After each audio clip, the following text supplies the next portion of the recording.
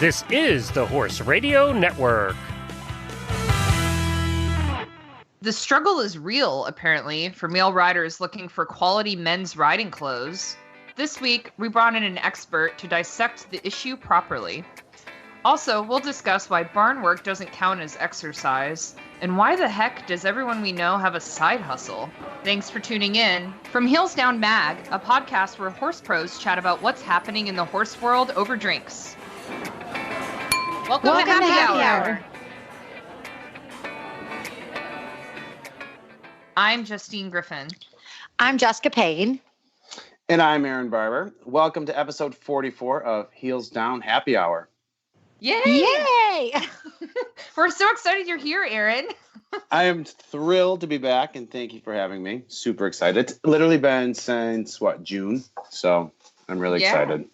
So if you guys, hopefully you've already listened to the episode. I think it was episode 26 that we had Aaron come on. And his claim to fame at the time was he posted a selfie in the OTTB Connect Facebook group, and basically every woman in that group had a heart attack at how handsome you are. And so we're like, we need this guy on the podcast. So Aaron is an amateur event rider from upstate New York. He owns an off-track thoroughbred named Fade, and he's a vet tech by day, designer by night, and dabbles in modeling.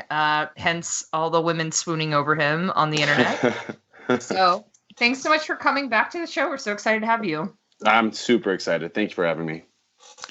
Well, this episode is brought to you guys by flare strips. And if you guys don't know a little bit about flare strips, we use them all the time, especially every time our horses run cross country, just because the research that they've gone into it, actually, they were developed by veterinarians. And they're a drug-free, self-adhesive nasal strip that promotes the optimum health for equine athletes. We use them because they've been clinically proven to help make breathing easier. So it results in reduced fatigue, it conserves energy, and they end up recovering quickly. So we use them on all of our horses, especially our big guys, every time they run, because when they go fast cross country, we definitely need these and we love them. So thank you guys for joining in. All right. So I've got a really interesting drink for you guys. Over the weekend, my husband and I went to Busch Gardens, which is like our local amusement park. It's not as nice as Disney World by any means, but they started doing their own food and wine festival to kind of like compete with Epcot, I guess. And it was like basically, cool. Yeah, it was fun, but it's so like fun. It's like the trashy cousin of the Disney World version, you know. I thought that was Universal. Oops. So, but their food and wine festival was, it's all right. We had a good time. And they had this cocktail that I wanted to share because it was so good. And I'm going to totally mispronounce the name. It's a Brazilian cocktail. And it's called the caipirinha. And it basically, what it is it uses cachaça rum with cane sugar and lime juice. So basically, if you wanted to make it at home, you need 1 to 2 limes. You're going to cut them in quarters and take the pits out. Use a couple tablespoons of sugar, a couple of ounces of the rum, and then a tablespoon of fresh lime juice, which is optional if you're already using the limes, crushed ice, and then you garnish also with lime slices. And you basically put it all in a glass or a cocktail shaker, combine the limes with the sugar, muddle everything, and it is really tasty. And it could be just as strong as however you want to make it. Depends on if you're a fan of rum. But it kind of reminds me of a mojito, just a little different. You know what I mean? So but like, sounds super refreshing.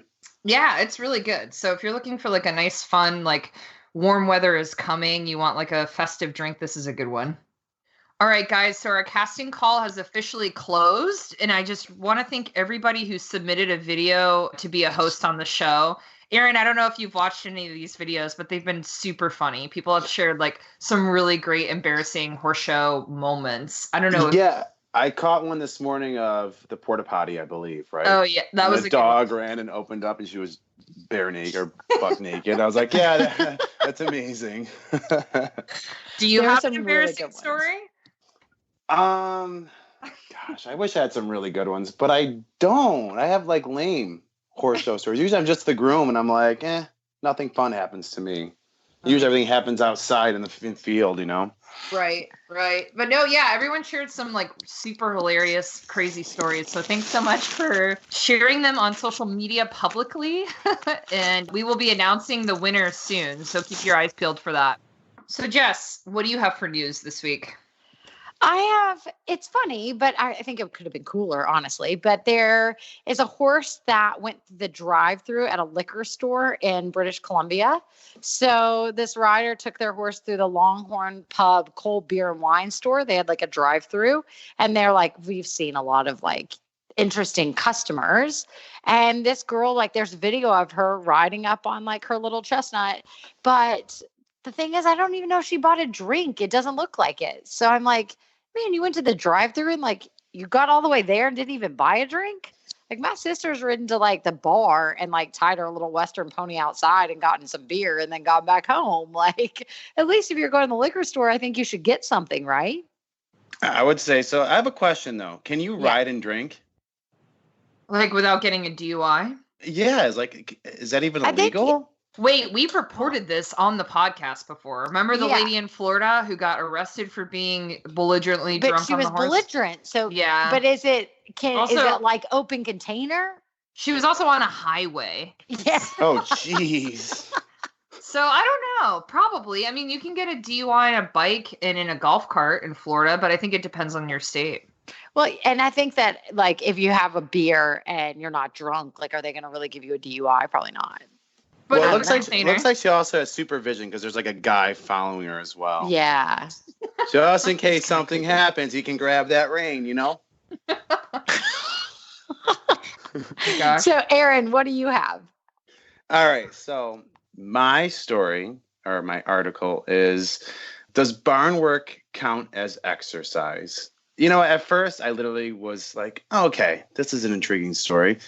But I would have to agree with everything that this author wrote about, because I think a lot of us get stuck in that monotony of chores and barn work and don't really break up that time spent. So it's just the redundant repetition and you're not working every muscle group. So it actually was a great article. I agree with her. I may get some backlash on this, but I think you need to break up your barn chores with other activities in between. And she talks about doing lunges and then doing wall push-ups and taking your buckets and doing bicep curls. So in between all your normal activities, including planking. We all love planking. Take a minute of time and plank in between your chores.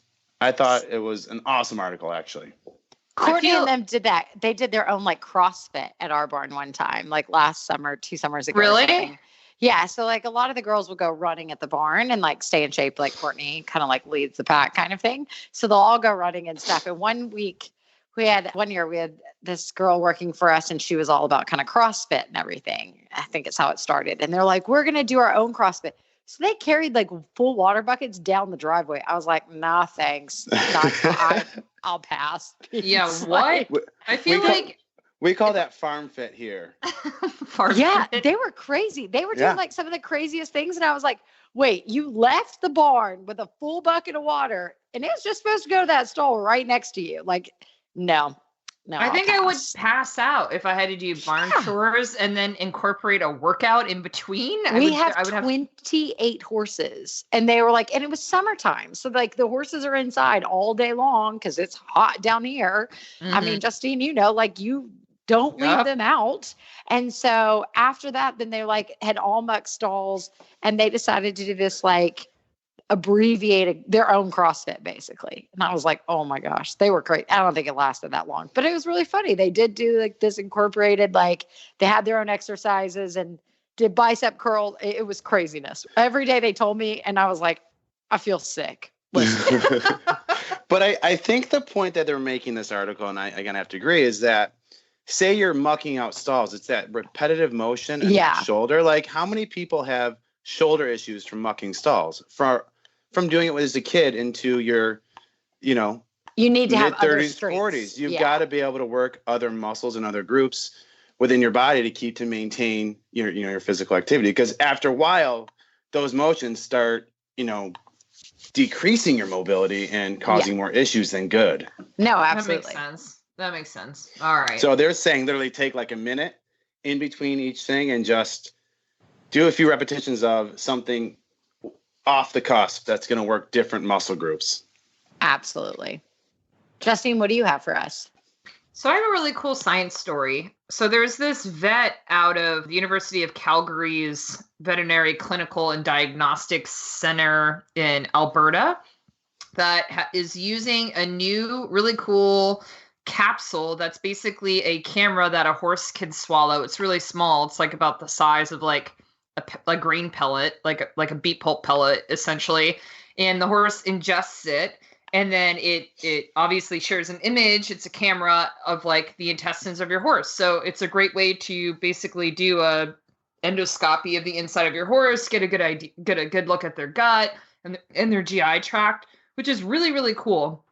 So that's definitely been done in humans before, but this sounds like it's one of the first times that it's ever been used in a veterinary market for like dogs and now horses. Which is really neat, especially with how many horses suffer from hindgut ulcers and things that you can't necessarily see in a regular scope. I think that this could really be a game changer for treating conditions like that. So they did a initial study and like using the capsule in 20 horses, adult horses, also some weanlings and a miniature donkey just to see how it works.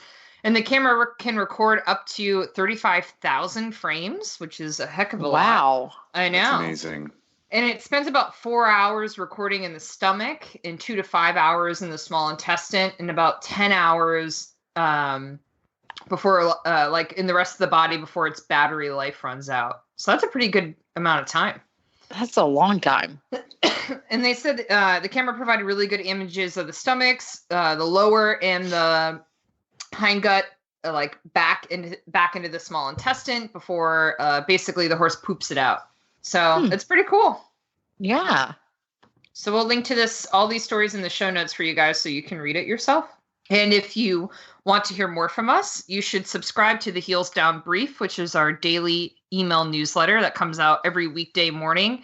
This week, we've been doing a really fun campaign focusing on the crazy horse people you meet on the internet. Obviously, no names are mentioned, but it's all the characters you know and loathe from different Facebook groups.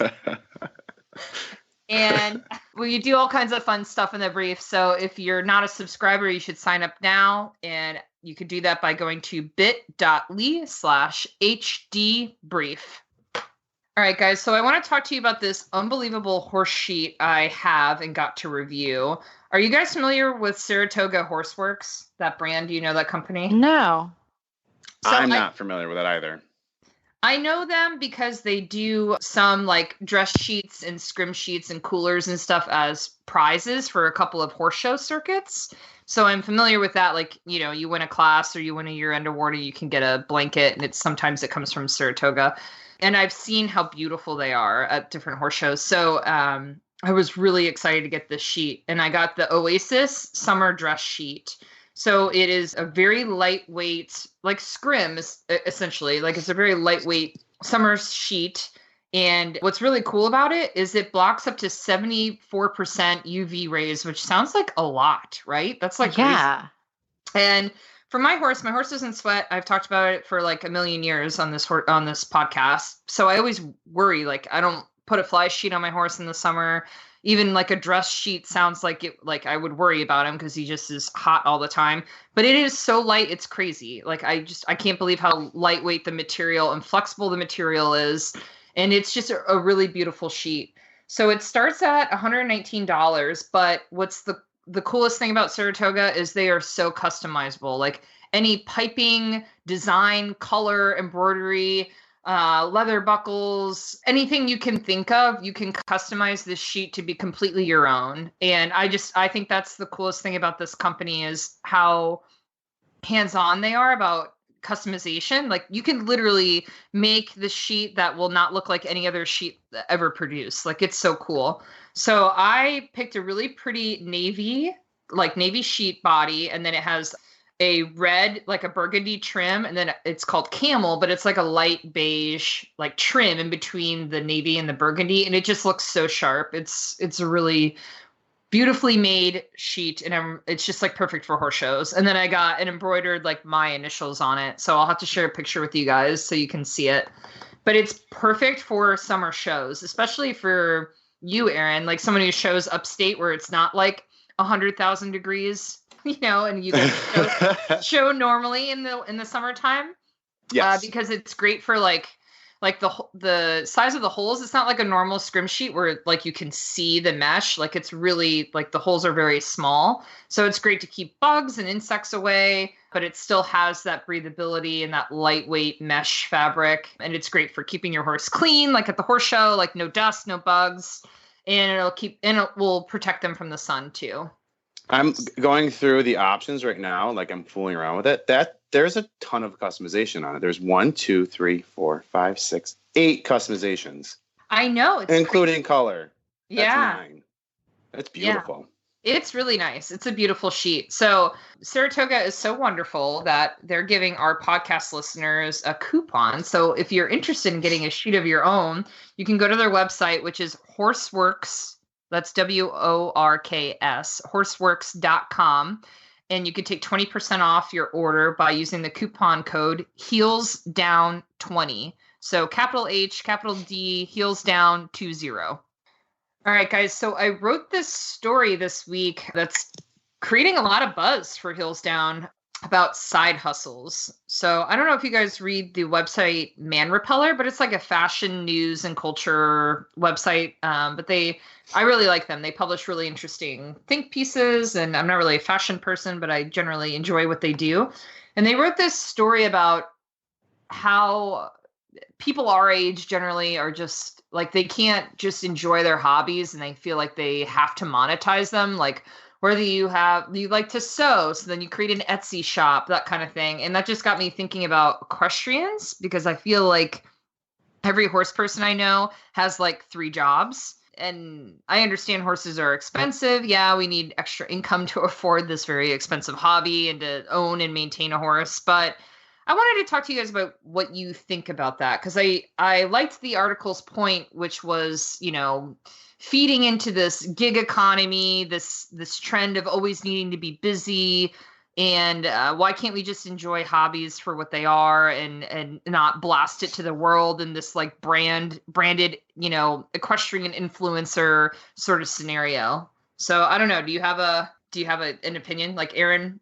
Yeah, I can tell you from firsthand experience that I work 3 to 4 jobs just to keep, and maintain my horse. And not that I'm saying that it's a lot of money, yes, but I've always had numerous jobs. I've always worked my butt off for everything that I do. So I feel like for me, it's becoming almost normal. Yeah.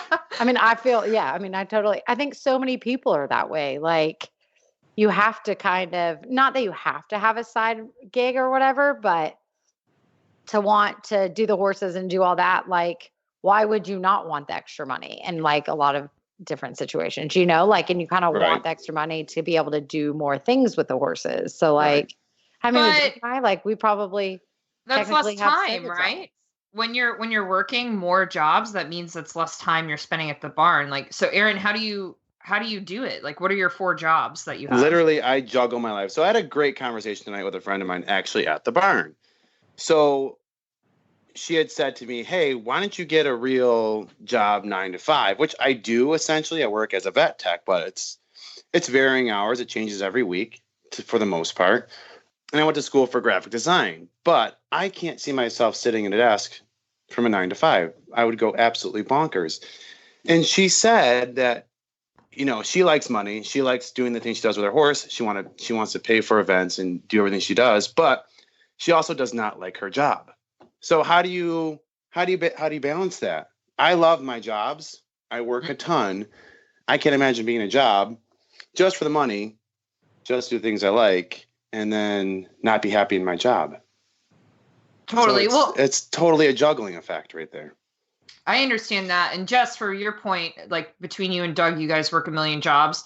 but you're professionals, like Doug, both of you've competed at the biggest events, you have sponsors, you know what I mean? So everything kind of feeds back into you guys as athletes, right? And that brand you've created as like athletes and your but I mean, we like to business. travel and do other things as well. So like, for us to be able to do all that and do it so the Rodan and Fields, like, I mean, that's totally one of our side jobs that that's it's true. Completely it's not horse related at all. And it kind of at the same time, like, yes, the horses are my job and I love it and everything else, but it gives me another avenue to make money and to have different, it gets me away from the horses in a sense, So it's fun to have that side job, make money, and kind of have an outlook and for something different, honestly. So, I mean, that's part of it. And then Doug wrote a book. I mean, it's kind of a lot. We all kind of do the same. And I think everybody does things that make them happy in the end. So if you can make more money and do that at the same time, and at the same time, you do things that don't make you happy, but it makes you money. So, right. I think it's everybody's kind of. It's kind of funny because, Jess, you guys work with horses and that's your job, where I work to be with my horse. Yeah. So it's complete opposite situation. Yeah. And I mean, where you get away from the horses and I have to get to my horse and work for them. So it's just funny, the different perspectives. We're there all the time, but when people want to go and do trail rides and everything, we don't want to go trail riding. You know what I mean? You couldn't get Doug to go trail riding. So what we do as our job, we love, and it's incredible that we're able to do this and everything else. But at the same time, we love to travel. We like to, not that we have golfed anytime lately, but Doug has before I have, but there's other things that we like to do, but they cost money. So then if it can relieve a little bit of stress by having a side job, when I brought it up to Doug about doing the Rodan and Fields 3 years ago, he's like, absolutely. Why not? Why are we even talking about this? Another way to make money? Absolutely. We'll figure it in. And a lot of those things that you talk about, the jobs, you figure out a way to fit it into your crazy schedule. Right. Well, so do you feel like this is a generational thing? Because do you think people, 10, 15, 20 years older than us had these same kind of juggling 4 jobs kind of outlook? I think social media, because you get a lot of social media influencers that are getting paid to do social media, and that's that. I think it's completely a generational thing that, social media has made it easier to kind of connect with more people and be able to do other things. You can put a Facebook post up and say, hey, I'm going to braid horses this week at the horse show. And you're getting to way more people than hoping somebody sees it on a bulletin board. Yeah, that's really true. And I've seen, so I interviewed a bunch of riders from our podcast group recently about how they afford horse showing on a budget. And literally almost all of them work multiple jobs.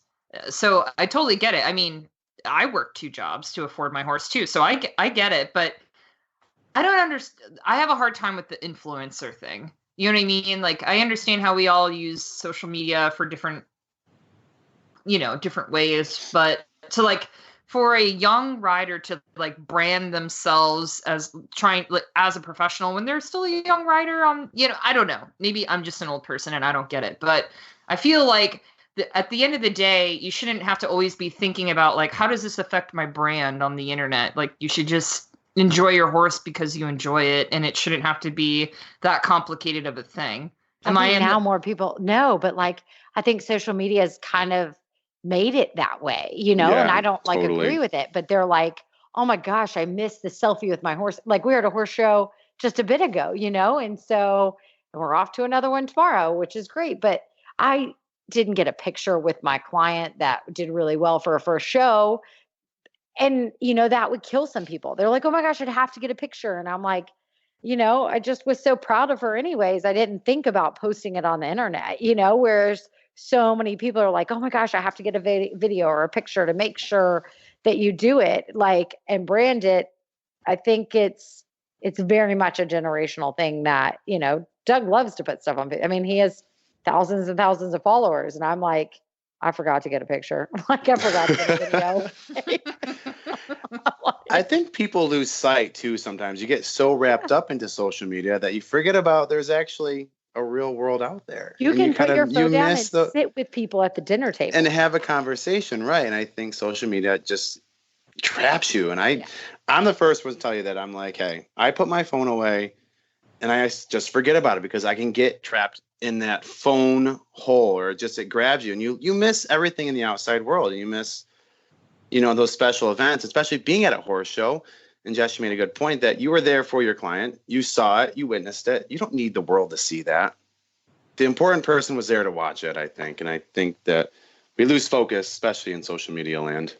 I think there's got to be an equal balance, honestly. And I think that's what, you're talking about the social media influencers or whatever, that's probably over the top. And then there's obviously people that don't post about anything, and that's totally fine both. But I think the answer is probably somewhere in between.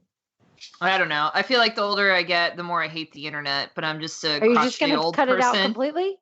I wish I could, but I can't because of my job. We're back to the job. I wish I could go off the grid, but I can't because of my job. So yeah, it's a necessary evil. It really, I can agree too. I mean, social media, the OTTB Connect thing. I don't that's how really that's how it happened. I don't really post in there because I don't need that outside gratification or the outside world's judging on what I'm doing. I'm doing it because I enjoy it. I don't need your opinion or questioning what I'm doing or why I'm doing it. I don't need anyone. I just did it because I kind of was persuaded by a friend to do it. And I was like, yeah, we'll see what happens. But and look what happened. Look what happened. Here I am, right? Yeah. It's good and bad, social media, basically. But yeah, I mean, and it's, I don't know, back to this side hustle thing. I wish horses were more manageable for us to afford, but just saying, if you love horses or you love to sew or you love to take photos, you don't have to monetize it unless you want to. Yeah, I think it's personal choice. Agreed. Just wish they weren't so darned expensive. And they're getting more expensive by the week. Yeah. Every week it's add this, do this. Yep. It's never ending. But we love it, right? Exactly. Most days. Alrighty, so we're talking about Eco Gold. Not only non-slip, breathable, moisture wicking, Eco Gold saddle pads are a piece of technology to help your horse perform at its best. Get yours at ecogold.ca. So Jess, I have a question for you. Now that we're heading into this spring season, into summer season, show season, what are you doing to kind of keep your horses conditioned, and what are your kind of getting to that peak performance level? So about half our barn is show jumping, half of it's event horses, with a couple hunters thrown in there in the mix. So with the fitness kind of thing, obviously with the event horses, they started, so we're getting to our big first horse show is this weekend. Carolina International is our big first FEI event of the season. So they started doing base fitness work back in January. Wow. So we go back and we really, and you have to think in Aiken, there's some hills, but not a ton of hills. It's not like in New York and New Jersey. So we basically start with a very base fitness and make sure that they can kind of get kind of like a 3 mile, we do 3.5s essentially at a very slow kind of canter, and is what they'll want to be at a kind of a medium. So some of them, if they're a little bit had more time off, we'll start with 3.3s or 3.4s. But if they're kind of not had much time off, we'll go 3.4s, 3.5s to start. And it's very, very slow. So they'll trot for 10 minutes and then they'll do one set of 5-minute canter, slow canter, and then walk for 2 minutes and then repeat that for 3 times. And so they do that every Tuesday and Saturday is kind of what our base plan is. And so obviously different weeks you change it up, or, they lost a shoe or they jumped extra or whatever else. But we try to gallop them twice a week and then they jump once a week. So ideally on a Thursday, they'll jump and kind of fits in their schedule like that. Or if they go to a jumper show and they end up jumping 2 days a week, they'll skip one of the gallops. So we do it early enough that we have that base fitness so that before we start adding hills or speed or any other work, they've got a very good base fitness. And our jumpers are a little bit different. We end up kind of doing that base fitness, and they're not kind of on that they're not regulated like the event horses because they're not going to Kentucky or Bromont or Jersey or wherever their spring 3-day is. They're just jumping in some Grand Prix. So we'll do them probably once a week. They'll go up the hill and like do a trot set up the hill, or they'll do like, 3 threes on the flat or something. And that's and same thing. They do a lot of footwork as exercises to kind of make sure they're like, quick on their feet. So whether it's bounce exercises, pole exercises, everything, they'll do that 2 times a week. And then they jump big once a week. Got it. So, I have a question for you, Jess. So since you have horses that do various disciplines, I wanted to ask about flare strips because I'm a hunter, so a hunter rider. I've never really used them before. Do you use them on your show jumpers too, or just your event horses? So kind of like rule of thumb, just because we love the flare strips and they're great. We end up, if one is kind of a weird breather or whatever, we'll actually even like end up galloping in them if we needed to, or because you can use them every day. Like it is designed that you could do, if you had something that was like a weird breather, like they could do it. It just opens up their nasal passage. And I was just going to say, could I use that every day for every day you could do it. My horse? Like every today day. If I wanted to? Yeah. I mean, you totally could. And it could be for a routine. Like if you think you're going to have a heavier school and you're like, look, I think that they'll recover faster or they, get a bit fatigued. All those things that we mentioned earlier, like they do that. And it's very easy to put on.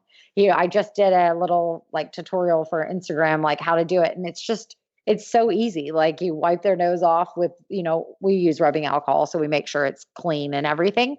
And you stick it on their nose and peel it off. Like it's very easy. Like they have instructions. So, but the ones when we know they're going to be doing cross country, like hands down, they have to always like have them on. And right. If we had a show jumper that I thought kind of felt like that, we would totally use it. But I mean, when we're going in the ring and like running around with like 10 of them, most likely like we're like, oh, like kind of forgot. So we probably should use it more, but we don't, honestly. So, I mean, but you totally could. Interesting. Yeah. So if you're interested in getting your own flare strips, you can go to flare strips, FLAIR strips.com. All right, guys, it's time for Rose and Thorn. Does anybody want to volunteer to go first? I'll go first. Okay. So Doug and I had our 5th anniversary this past weekend, and we were very lucky. Doug got his pilot's license a couple years ago, and we can rent the school plane here in Aiken.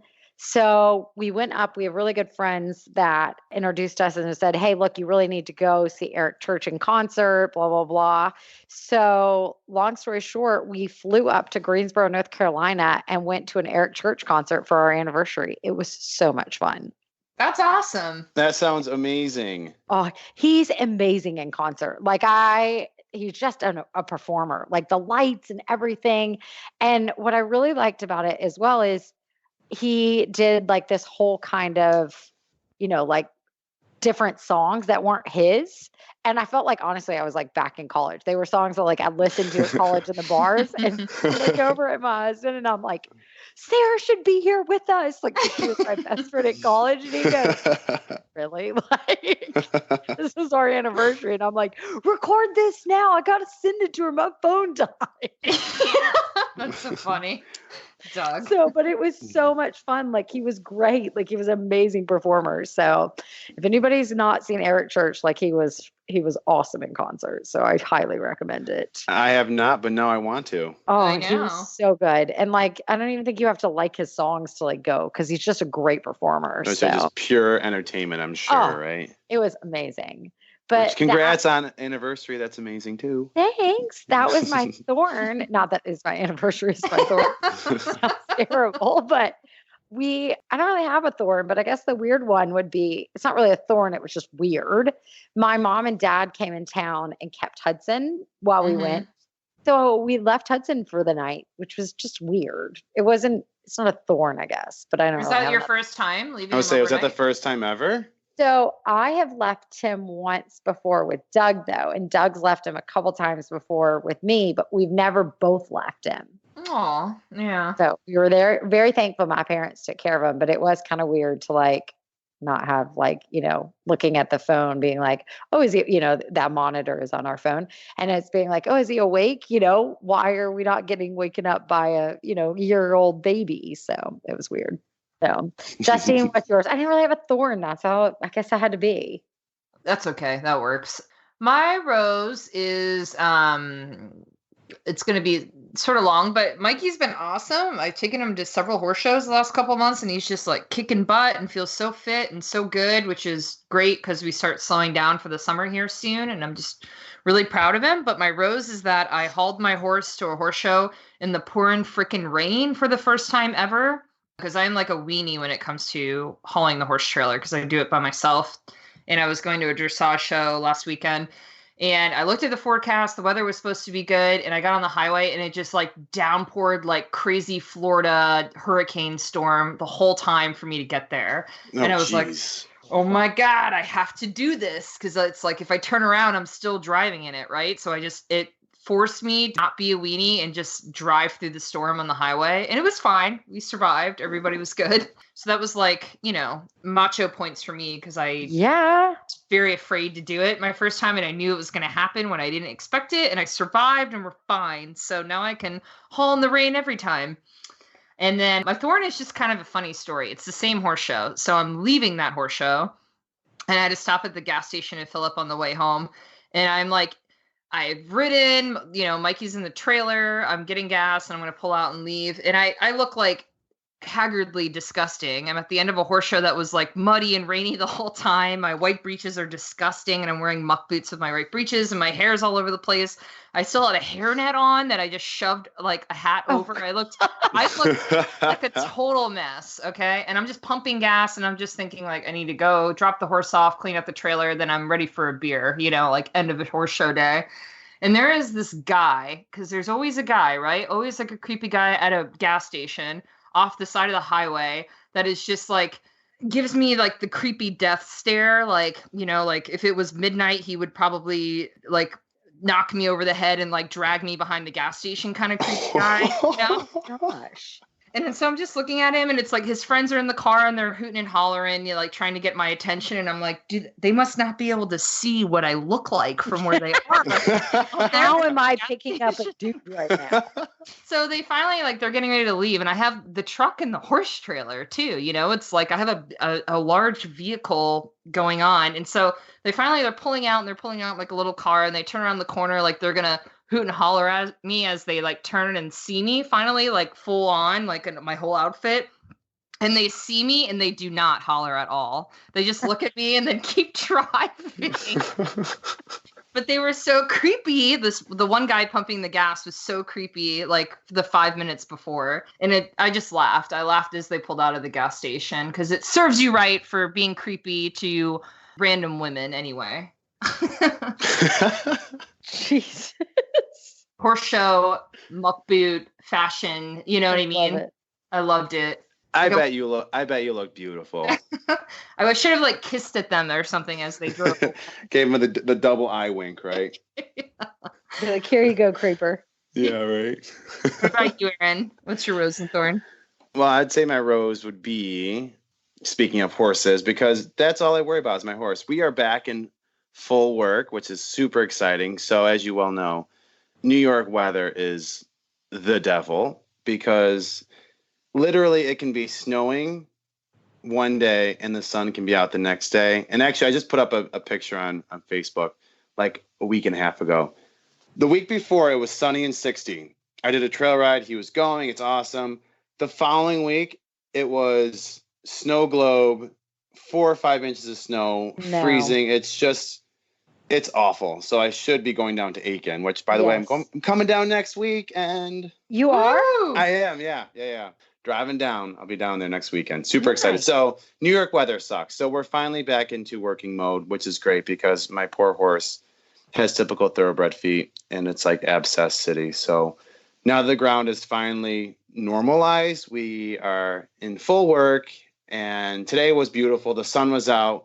We did our hill work by the way, up and down the Nice. hill. You know, Very like good. 6-7 times up and down. It was perfect. And last time, let him canter up. I'm like, all right, fine, you can canter up. So that would be my grand roads that we're finally moving into our spring season, summer season, and I'm looking forward to really getting them going. So Awesome. yeah, super exciting. My thorn would be really quick. So as you know, I work as a vet tech during the day. Totally anal gland expressed all over me yesterday. So there's my thorn. Yeah. Yep. Nothing hit the mouth, thank God. But Thank it was God. definitely all over me. Oh, painful. The poor dog got so scared and just shot out, and it was everywhere. So there's my thorn for the day.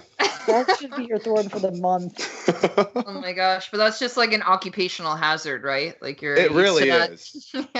Well, generally we are, and that the dog had come in for actually an anal gland expression, and before we even got to him, he was like proceeding to do it because he was so scared. So I brought the dog back out. I'm like, well, we didn't do it, but he did it himself, so we're not charging you. Oh wow. Jeez. Oh my gosh. Yeah, but it was all over my scrubs. Thank Oh you, my by the way. gosh. Yeah, so that smell was permeated my nose for the rest of the day. Ugh. Oh, gross. Well, speaking of scrubs, so I wanted to, this is like a mailbag that I have compiled from several questions that people have posted in the Facebook group. And I feel like you're always the first person I think of, Aaron, and I tag you in all of them. But several people have asked about tips on finding quality men's riding clothes, and it seems like it's actually kind of hard. So I wanted to know if you had any tips on like your favorite brands, or why is it hard to find quality, men's breeches, where you find your riding clothes, if you have any tips or tricks you can share with our listeners.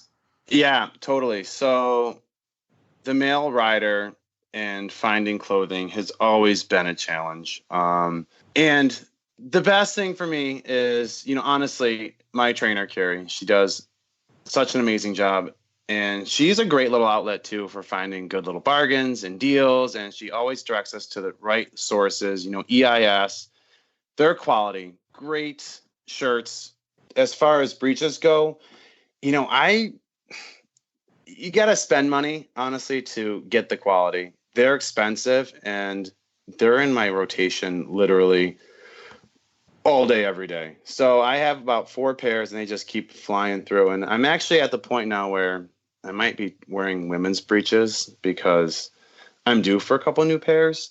As far as tips and finding cheap way to get out of it, as far as like a hunt coat goes, I use a tuxedo coat, or not tuxedo, but a suit coat. Oh, versus really? getting like a really nice hunt coat, which are generally really expensive, and they're they're custom to you. But I have 2 suit coats that I generally wear for dressage or shows because they look exactly the same, and no one has any idea. They're like, these coats are great. Where'd you get them from? I'm like, oh, my neighbor's suit store down the road. That's amazing. That's a great idea. Yeah. So if you tried women's breeches, like what brand would you want to try? So I was told that Piper's fit pretty good.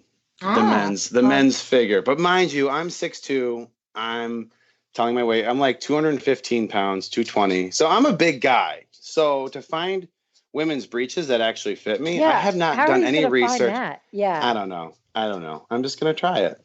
What is Doug riding? I was going to say, what does Doug do? So Doug he can destroy some clothes. So Doug goes through Amir Equi. He does it in Europe, and he swears by them. He loves his Picure breeches, and that's the only place he'll order them.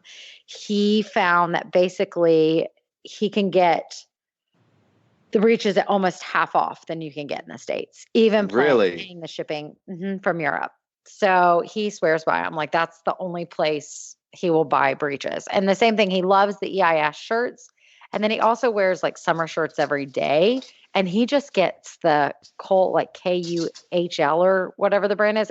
It's not a riding brand or anything, but they just fit his earphones and stuff so well that he loves them. All right. Well, so Aaron, I'm stalking your Facebook page, and your suit hunt coat looks great. I think it looks awesome. Yeah, it's very dapper looking. It's beautiful with your horse's dark color. You would never know the difference. It's like a beigey color, right? If I remember that's what I'm wearing. Yeah. Yeah. I love it. It looks really nice. No one would know the difference. I think it looks great. And that is a good hack. If you could get away with it, Yeah. you know. And honestly, a lot of my things too, I have a really good friend who buys and sells online. So she does a lot of those like Facebook groups that have, it's like buy and sell. Trade or whatever. You like used items, like event. Yeah.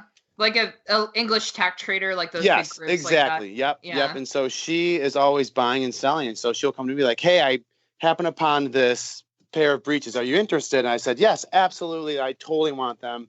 Save them for me. Or she just got me an area vest, which I'm super excited about. And she finds really great deals. And they're usually super cheap and they're not expensive. And I'm all about it. So Aaron, awesome. What Doug does, you've got to check out. He goes on Amir Equi, and it's a European site.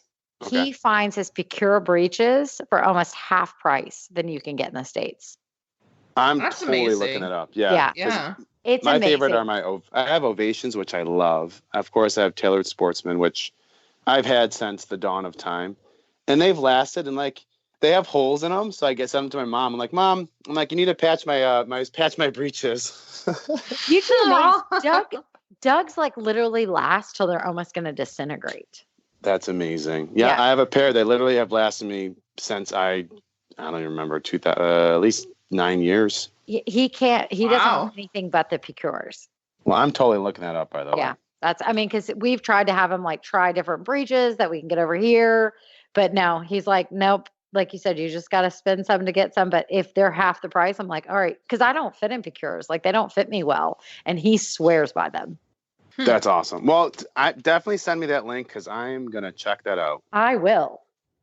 So if you guys have a question that you want us to answer on the show, you can email us at hello@heelsdownmedia.com, or you can join our Facebook group by searching in Facebook for the Heels Down Happy Hour Podcast Lounge, and you can always post there. If you want to hear more from us at Heels Down Mag, you should subscribe to the Heels Down Brief at bit.ly/hdbrief.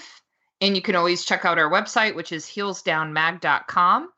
So thanks to all of our sponsors this week, Flare Strips, Saratoga Horseworks, and Eco Gold. All right, guys, that's a wrap. Thank you, Erin. Thanks. I know. Yay. Is that it? That's it. So cheers. Okay, dogs, you can make all the noise you want now.